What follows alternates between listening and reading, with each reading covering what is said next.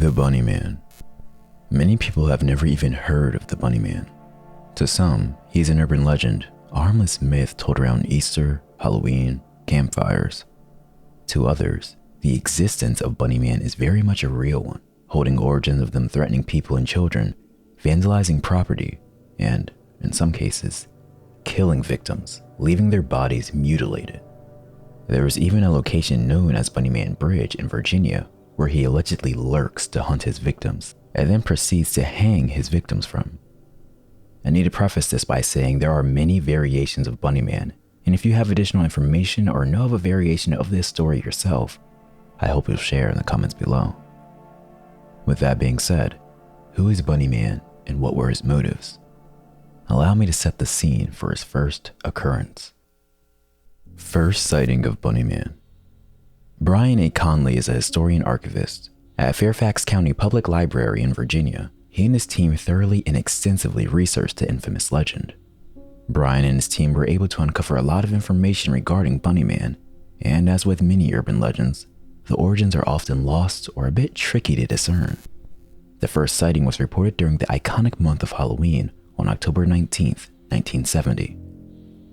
U.S. Air Force Academy cadet Robert Bennett and his fiancée were visiting relatives on Guinea Road in Burke, Virginia. They were in the area to attend the Air Force Navy football game.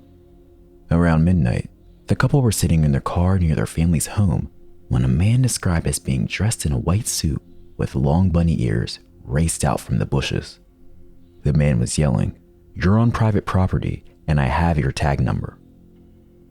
The man dressed as a bunny then proceeded to throw a hatchet through the passenger side window where Robert's fiancée was. After throwing the hatchet, the Bunny Man then skipped off into the night. Fortunately for the couple, neither of them were injured. So, around midnight, a man just happened to be outside with a hatchet, dressed up in a bunny suit. There is not much information regarding this incident in particular, but from this there are a few possibilities. 1. This Bunny Man often had people around their property and decided to retaliate against passersby and trespassers. 2. They had a suit lying around as Halloween was on the horizon and they wanted to freak some people out in a very horrifying manner. Or 3. He was planning something much more sinister to have an axe in hand while being disguised. To throw an axe through someone's window is more than crazy and horrifying. It's miraculous no one was physically hurt from that. The thing is, this is not the only incident that happened that same month involving this mysterious Bunny Man. Second sighting of Bunny Man. On October 29th, 1970, about 10 days after the first known sighting, a man in a bunny costume reappears. According to Brian Conley's article, security guard Paul Phillips was watching over a construction site when he sighted the man in the suit. It was a little earlier than 10:30 p.m. on that Thursday night. Bunny Man was standing on the porch of a newly built house that was not yet occupied by any homeowners. This house also happened to be at the intersection of Pomeroy Drive and Guinea Road, the same road as the first incident. However, I cannot actually locate any streets, avenues, and so forth named Pomeroy that intersected with Guinea Road in Virginia.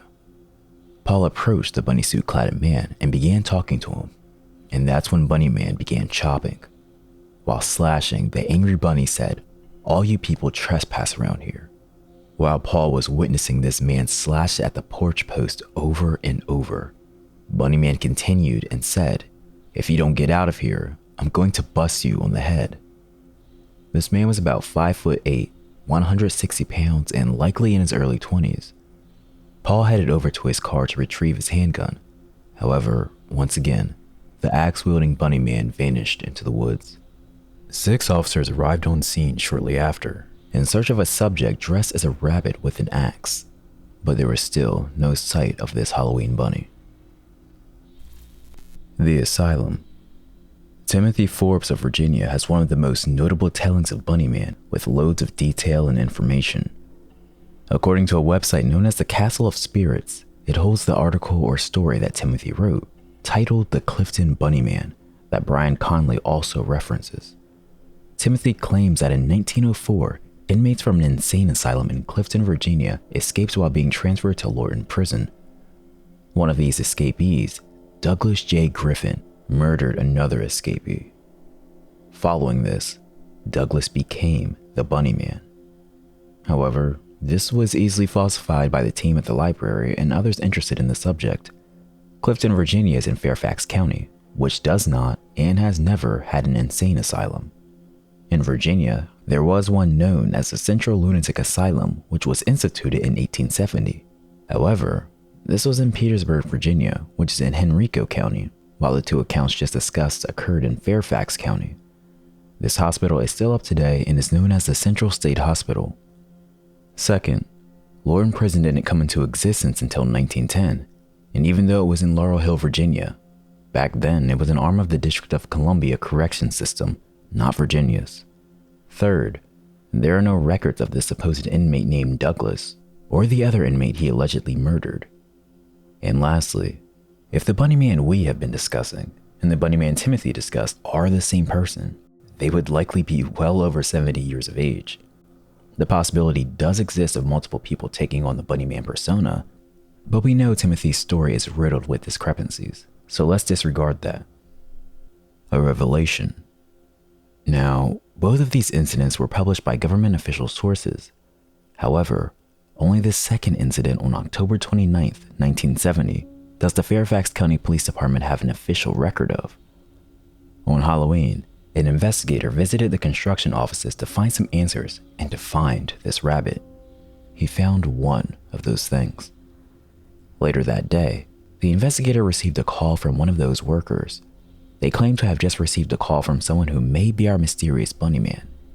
Now, please note that although they look legitimate, the police reports I am about to discuss were not retrieved from a direct, reliable source.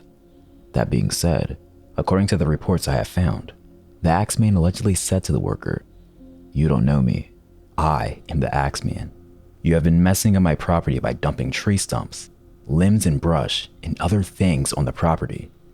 You can make everything right by meeting me tonight and talking about the situation." Before this, now Axeman hung up, he said, "You won't know me, but I'll know you." The worker told the investigator that this Axeman sounded to be a male in his late teens or early 20s. The worker said the man's voice sounded quivery, almost as if he were afraid, and that the man sounded familiar to him, but he couldn't ascertain who it may be. On that Halloween night, officers staked out the construction area, but the Axeman was a no-show. It's probably safe to assume that Axeman and Bunny Man are one and the same, at least in regards to these two incidents, as they happened in the same location with similar circumstances, with the mention of that iconic bunny suit.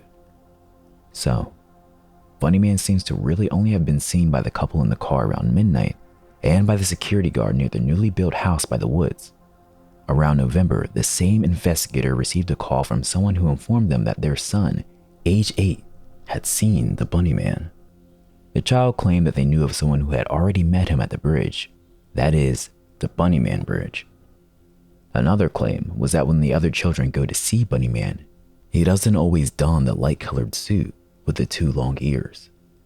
However, the boy later revealed that he had just heard of the tale from other children at school. Who is Bunny Man? Well, as no one knows you better than you, no one knows Bunny Man other than Bunny Man. There are many occurrences leading to Bunny Man. There are many tales talking about the murders of Bunny Man, and there have been many murders that occurred in the area of where Bunny Man was believed to reside and attack at, including the Bunny Man Bridge. Supposedly, there was a list of over 500 possible events. These events included many domestic murders, so the library team thought it would be more effective to focus on multiple murders in cases involving children. At the time, those were few and far between. However, none lead to a man in a bunny suit, and the ones that do have no official police reports to back them up. The bridge is mentioned rather frequently when discussing the subject, but I couldn't find anything significant about the bridge that held any merit. Most of the talk surrounding the bridge is just that, talk. It's children and teens telling each other tales about the bridge as if it is the missing 8th wonder of the world. One claim that the worker felt important to add was that the suspects sounded as if they had a French accent. Seems as though many of these are fictitious tales to scare people, or some stories just merged together and information got altered with each telling, just like the telephone game. Now, there is not much hard evidence for the existence of Bunnyman outside of anecdotal accounts, but both of the two mentioned here share a common theme. That is, Bunnyman being provoked by trespassers. But what if these sightings hold some sort of credibility, with the Bunnyman's presence being witnessed by a US Air Force Academy cadet and the second sighting from a private security guard? The case was marked inactive that following year on March 14th, 1971. Again, if you know of a variation of this story, please share below. And if you'd like to see more content like this, make sure you leave a thumbs up and subscribe. Thanks for watching. Stay safe and keep it real.